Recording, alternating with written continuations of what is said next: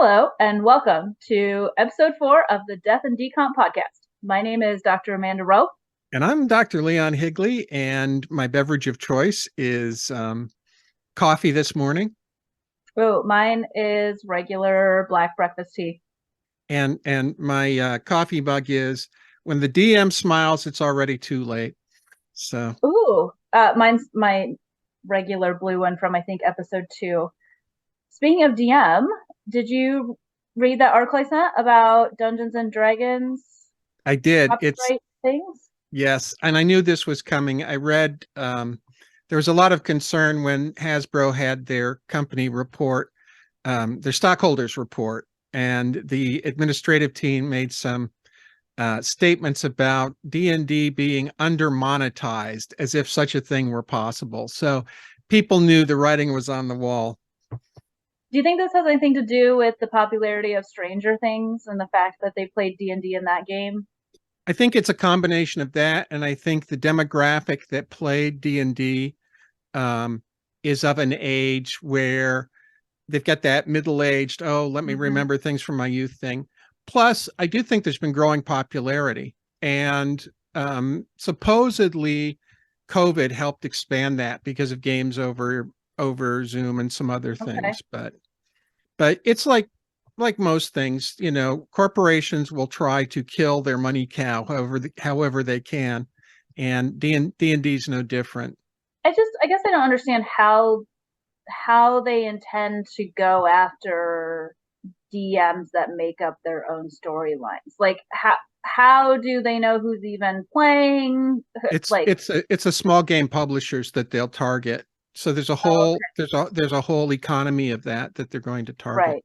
It's Okay. going to be interesting whether I leave this in the edit or not. There's when I when I listen to the It's Always Sunny podcast, they have a thing where they say, cut that, cut that, cut that, which inevitably they leave in whatever they say to cut. So, so let's see, what's the relationship for Decomp and D&D? Carrion crawlers. There's There you go. a whole ecology in the dungeon of things that feed on, there's a lot of decomposing emphasis in Dungeons and Dragons, actually.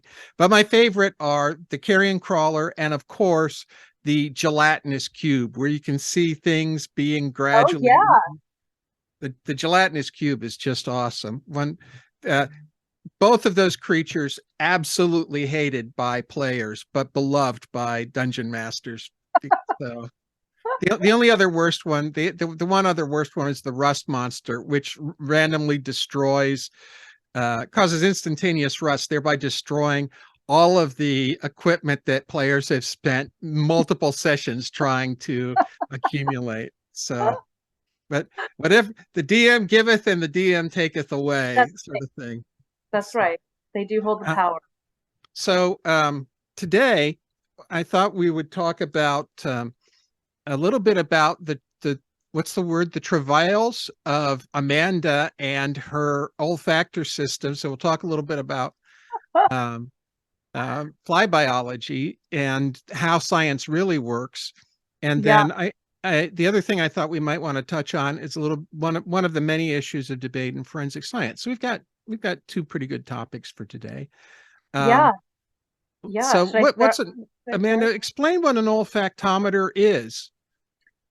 So an olfactometer is a machine that you can use to blow scents to things. So we use it in uh, entomology to study attractiveness or repulsion. So if you're looking at, you know, how attractive are soybean plants to a certain animal, you can put a soybean plant in a chamber and attach it to an olfactometer, and then you can blow that scent or that group of scents to insects and see if they're attracted to something. So we are using olfactometers to look at the effect of decomposition on ticks, which aren't technically insects, but there's anecdotal evidence that they may show up to decomposing remains, which makes sense ecologically, right? Like you are more likely to find vertebrate scavengers at decomposing remains, and so the ticks are more likely to find a warm-blooded host.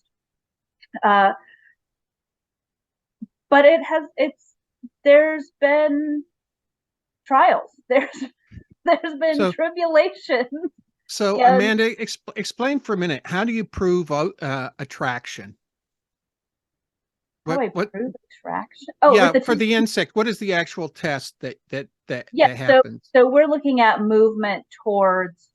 So in a lot of general olfactometer studies, they're either moving towards the attractant or they're moving away from the attractant, and so it's a bimodal decision. They either do it or they don't. Positive or negative? Taxis. Taxis is the word. There If you you want go. to sound really scientific, guys, Yeah. it means it refers to a movement toward or away.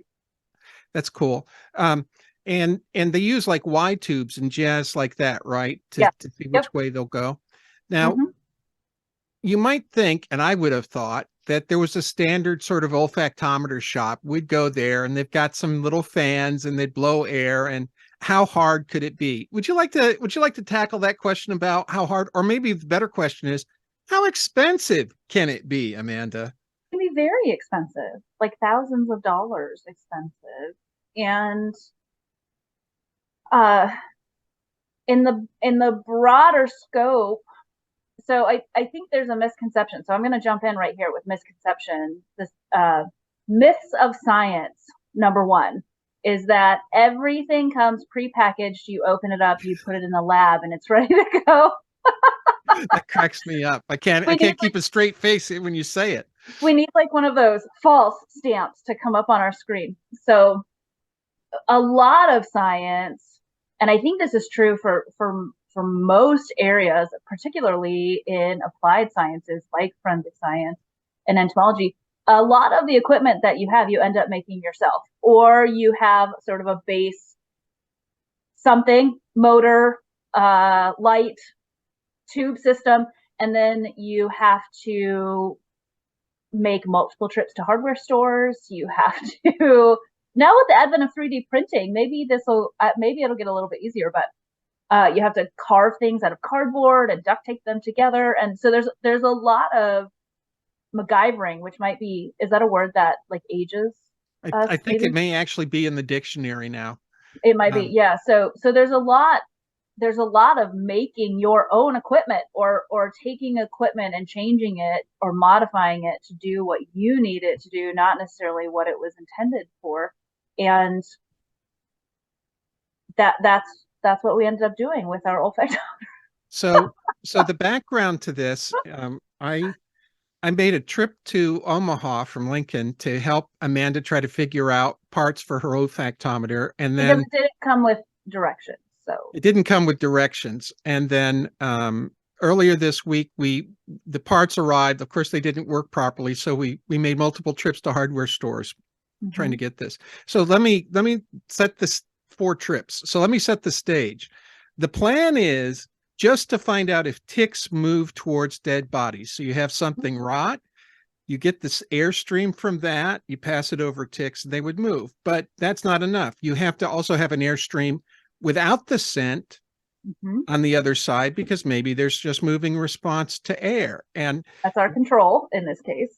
that's the control that you have to see. And this also illustrates a principle that I don't think people realize, is that when you do experiments with animal behavior, and that's what this is, it's Mhm. very hard to do them properly, because behaviors are influenced by so many external factors that unless you properly control, you properly make certain the one thing that you're interested in is the only thing that they're responding to. And let me say, that is not easy. Just as here's an easy example. That airstream, is it at the same temperature? Is it at the same relative humidity? So are you going to say it's the scent? How do we know it's the scent and it's not the relative humidity they're responding to? Yep. So we So actually have to test those. We're going to test them next week. Once once the ticks are here, they're arriving next week in the mail, which oh, you prefer. that's another wonderful thing that people won't realize. Amanda, let's talk about how you're getting those ticks and what the expense is of your ticks. Yeah, so I pay $2 for each adult tick that I have.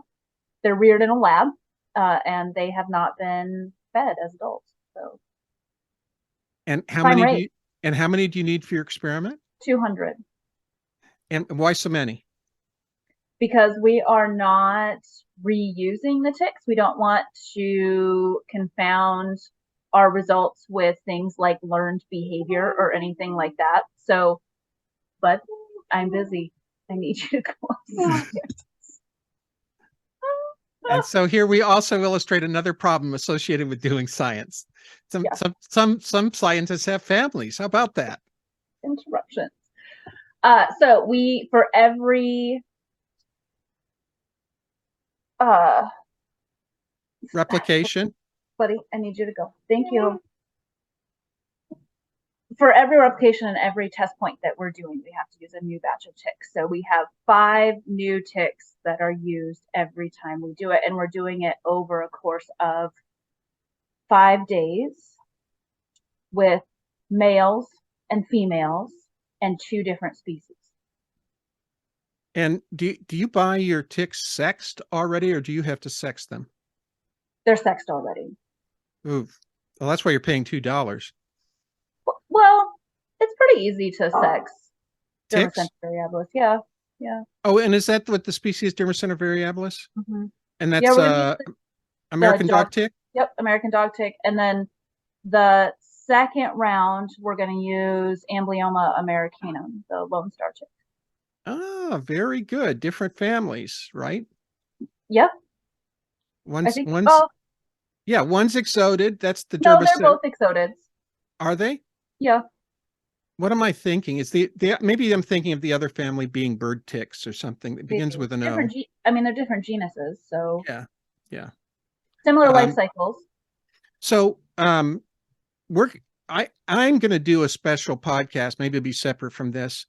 And maybe Amanda will participate. I don't know, but I want to spend some time explaining different experiments and what they look like. So I want to do that just as my appeal for sanity to try to explain things. But I don't think people bandy the word experiment around, and biologists use the word experiments to mean something very different than what a physicist or chemist does. Mm-hmm.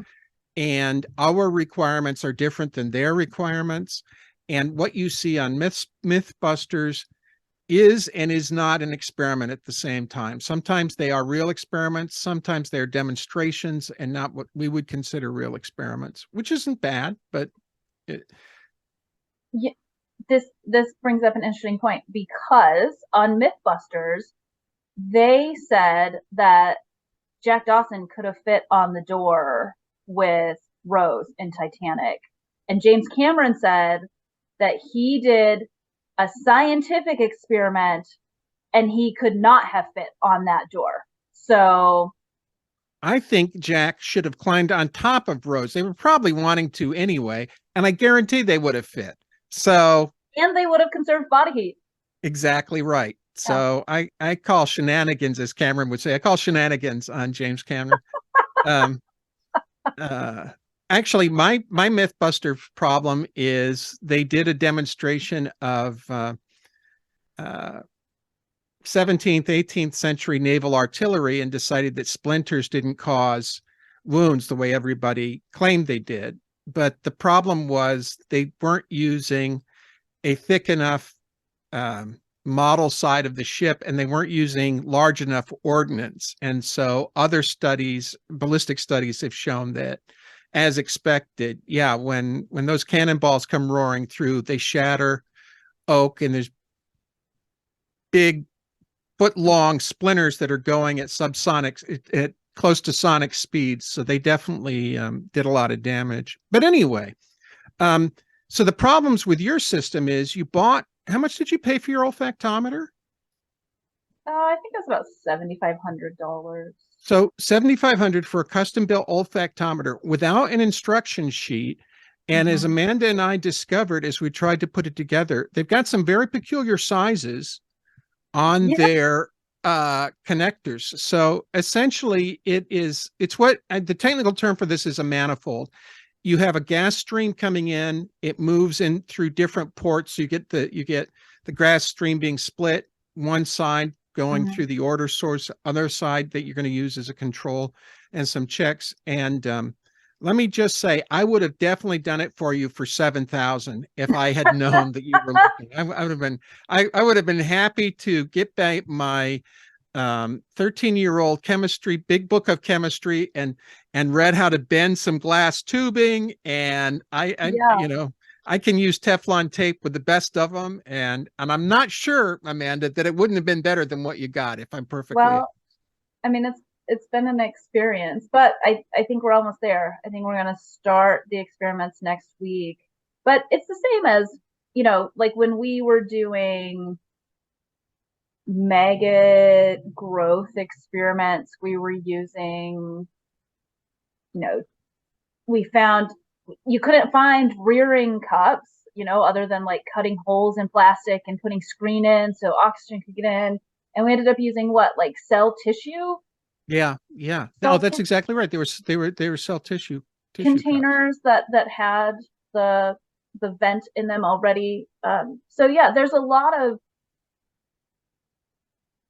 either making things yourself, taking something and modifying it, or just coming up with something new. Which I did that with my master's actually with those boxes. So Yeah, and I think this is part that is lost in all of the science education. When you get package, even when you get a package lab, so you're actually doing something. That's not the way real science works. You're always this is a lot of the fun and the creativity mhm. of learning how to do things, learning certain techniques, and coming up with it. People always talk about elegant experiments, trying to come up with really cool ways where you ask a question and you figure out a way to answer that question without having somebody come in and say, no, you didn't consider this or that. And really at the heart of it, that's the reason for peer review. It's so that other scientists look and in theory tell you, oh my God, you made this mistake, or had you considered this? In practice, I think we both can agree that peer review does not work the way it was intended, at least not in our experience. Is that?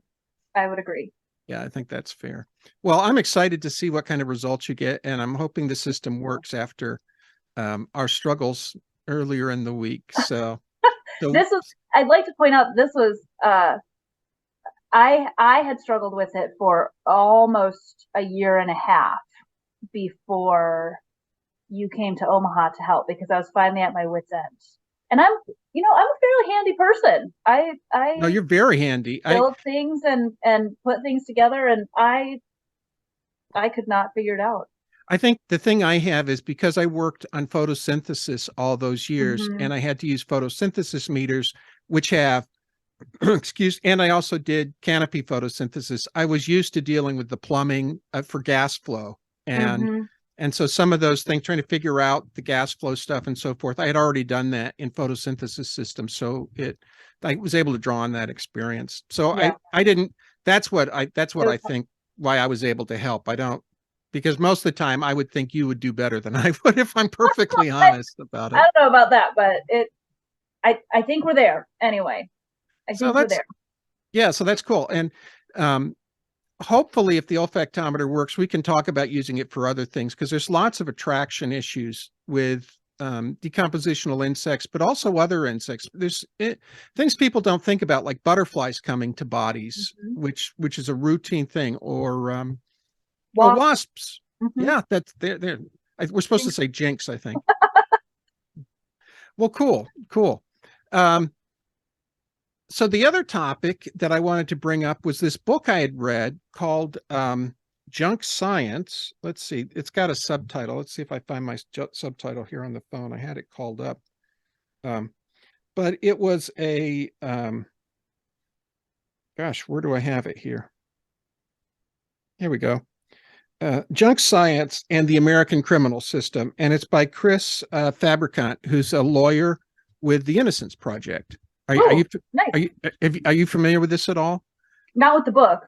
Okay, so there's another book that I lent to Amanda that we'll talk about in the future called I have it. Autopsy of a Forensic Lab, which also is a critique of forensic science, which is what the Junk Science book is.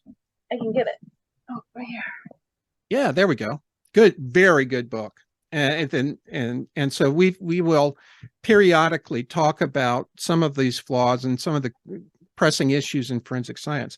But the Junk Science book really addressed two big issues. It talked a lot about bite marks being used as evidence in court. And then to a lesser degree, it talked about, Did it talk about hair analysis at all? I just started this, it was just on the tip of my tongue, talking about trace evidence, which includes fibers and hair, although that's discussed in more detail in the autopsy book. But so much of the junk science book focused on bite mark evidence. So Amanda, you want to put you on the spot and tell people what you know about bite marks? What I know about bite marks, they are still unfortunately brought up sometimes. So bite marks are pattern identifications used when you suspect that someone has bitten somewhere on somebody's body. Sometimes officers think they're bite marks and they turn out to be something else. They could be like a pinch or an imprint left from article of clothing or something. You will photograph those marks, and then oftentimes you will take bite impressions of potential suspects, and then they will lay those bite impression images over the photograph of the bite mark. The problem is that human skin is too malleable. It distorts too much. And there's a really good paper, and I'll see if I can find it and we can post it in the links below. But looking at how they took one bite mark and they overlaid multiple people's bite impressions over it, and they all matched. Like you could have matched all of them with that one bite mark. The Innocence Project got involved because there were people who were serving 20 years who only on bite mark evidence. And usually, it became this was they were used heavily before the advent of DNA, like before DNA became really. And DNA is part of the reason that they were that they were disproven. But the book is really, this junk science book is really a devastating indictment, not merely of bite marks, but of the forensic community for not addressing it. And a lot of the blame goes to the forensic odontologists, the dentists and specialists who do a great job at identifying teeth patterns on victims, helping with ID. But when, and maybe it's not that bad, it was a laudable idea to try to see if they could use teeth patterns in another way. But as Amanda says, it doesn't work. And it was being used without ever being properly scientifically tested. They never did the simplest thing, that, just like Amanda said, where they have a bite mark pattern and see how many people it could fit with. They never did the tests with, say, cadavers to see what happens to this or that mark over time. How do we distinguish a bite mark from something else? And what we see over and over again is what people were testifying as experts on things that had literally zero scientific basis. And so it's a tough book to read when you read about innocent people, not merely innocent people being convicted, but really dangerous people who committed crimes, going on to commit multiple crimes, including murders, because the wrong person was in jail. And it's also disheartening to read how unresponsive the legal community was to addressing this, even to this day, after it's widely accepted that bite marks won't work. They're still being admitted. And one of the things that I know you and I will be touching on, I think we want to talk about at length in the future, is just as we talk about bias in lots of areas, there were a couple bite mark specialists where DNA evidence proved their analysis was wrong, and they refused to budge. Yep, they doubled down. Not only did they refuse to budge, they doubled down. Yeah, and it reads, parts of the book read like a detective story, because it sounds like fiction, that you can't believe a real human being would be as egotistical to the point of really being evil, then of doing exactly the opposite of what they were supposed to do. Mhm. And there was at least one scientist in there who became notorious for this. Yep. And yet, despite his notoriety and despite his evidence being dismissed in certain jurisdictions, in other jurisdictions, judges, and I have a lot of blame for the judges in these things, wouldn't allow new trials, would not address the underlying issue. And if anything, and I encourage people to read it for themselves. But one thing that I brought away from this, which I had a bias, I think, towards, but boy, this book really helped solidify that, is that judges should not be the gatekeepers for science. Mm-hmm. They do not know enough science to judge what is scientifically valid and what isn't.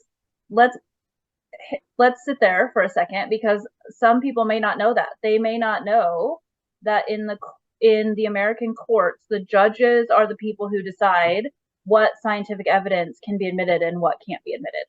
So you have someone whose knowledge is in law, who, maybe took a science class, in high school, maybe took a biology class in college, probably didn't take any when they were in law school.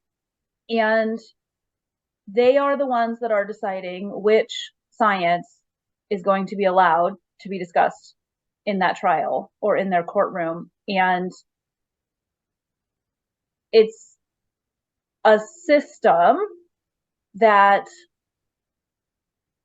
does not respond well to new information. Let's put it that way. So in science, right, we're constantly, I read somewhere that scientists are the most skeptical people you'll ever meet. And that's because when we're doing science, when we're conducting these experiments, we're always being like, okay, what's not working? What's not working? This isn't, we're constantly looking at what isn't, and how can we go further? And so whenever new information comes in, if you are a good scientist, your opinions change, right? Like that's how science works. As new experiments are conducted and new information comes in, you follow the evidence, you follow the direction that it goes. And our legal system is not set up to do that. It's especially, it always, because I've personally experienced it as you have, gone through that process of being certified as an expert in court and testifying in court. So that role of a judge of saying who can be an expert, who can't, and so forth, I always was well aware of. But when I look at what happens in the appeal process and how grossly inappropriate it is that these people with zero understanding of science are making rulings and really rejecting repeatedly the best science, and what's worse, allowing really false, completely baseless things that were presented to a jury as if they were factual, just allowing that to stand for decades and costing people, their lives, and allowing the guilty to go free. It's a system that absolutely screams for reform, in my opinion. And I think when you read Autopsy of a Forensic Lab, it becomes what I took away from that, especially having read one book after the other, was all the problems that I saw with bite mark analysis, which should have been very easy to see that things were wrong early on. Then you start looking at different forms of trace evidence. Then you start looking at different forms of this. And then even at things we know are valid, like DNA evidence, where, well, okay, what about the limitations of DNA evidence, and how can it be misused? And those, it builds a picture that I think really makes us a compelling case for trying to reform the system in some way. A lot of forensic science labs don't even have a trace lab anymore. Well, and I can see why. Well, we've spent a bit of time here. We've talking about science, and I enjoyed this conversation. I hope the viewers did, because it's really a lot of what you and I wanted to bring to the podcast. we'll be talking about this some more next time, and I guess we'll get to learn about what ticks do when they smell dead rabbits. Is that what it's going to be? Yeah, we're going to use rabbits. So, so I think my coffee cup's empty, so that tells me it's time to end the podcast. Mine's almost. Okay. So, hit like and subscribe. I think we're up to a whopping 12 subscribers. Woo woo. We're gonna have to start doing the heavy advertising, I guess. But we love you 12, whoever you are. So okay. I'm not blowing kisses. All right. Okay. So cheers. See you next time. Till next time.